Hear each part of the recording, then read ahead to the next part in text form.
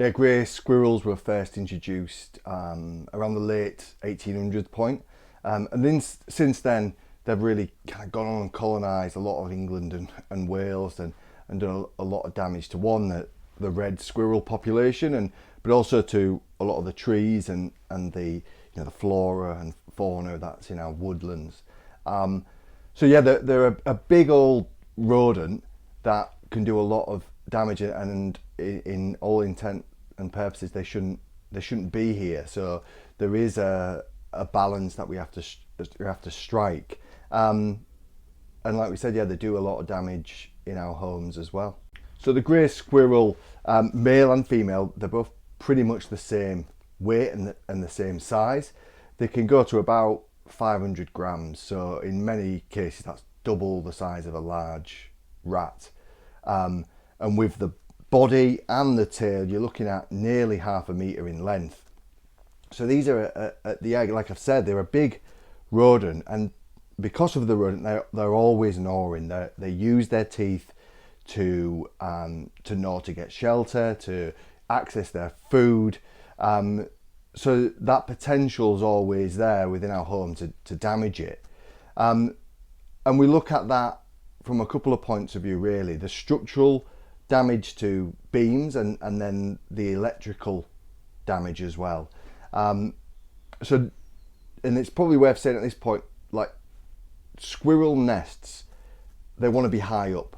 So in the wild, they're in the forks of trees, and they're about football size, and they use twigs and branches and leaves and anything else they can get their hands on to make that nest. And they use it for breeding, they use it for shelter. And yeah, if you're walking through a wooded area, especially during the winter time, and you look up and you see these big kind of clusters of twigs, that could be a squirrel nest or a squirrel dray, as we'd call it. But because it's high up, they can sometimes mistake our loft spaces and fascia spaces as trees. So they'll get up access onto our gutter line. They can gnaw through the fascia and the gutter themselves and make entry into our loft spaces. And that's the most common, especially within the domestic setting, is the loft and the eaves. And we've seen it several times where squirrels have been allowed to breed and to live in an area within our home, and they've gnawed through structural beams, and quite a lot of time we've seen them go through at least halfway. A rare occasion they've gone all the way through, but the squirrel needs to be dealt with first. Electrical wiring is another one. They'll strip electrical wiring back, use the wire for bedding, but they'll also, especially when they're young, they'll play around, and they'll be messing around, gnawing on different objects, and wiring's a perfect one for that. That can lead to house fires. It's not common, but it can happen, and smouldering can happen as well. Insulation nowadays, especially newer stuff, is great for being flame retardant.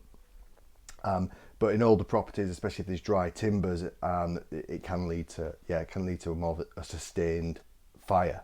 So top tips really to avoid: get a thorough inspection if you think there's an issue with your gutter line and your fascia, especially if you think it's rotten or damaged. Get that fixed.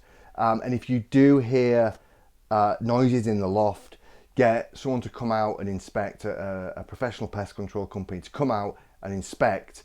And if you have got a family living up there, then you will need to get rid of it as soon as possible.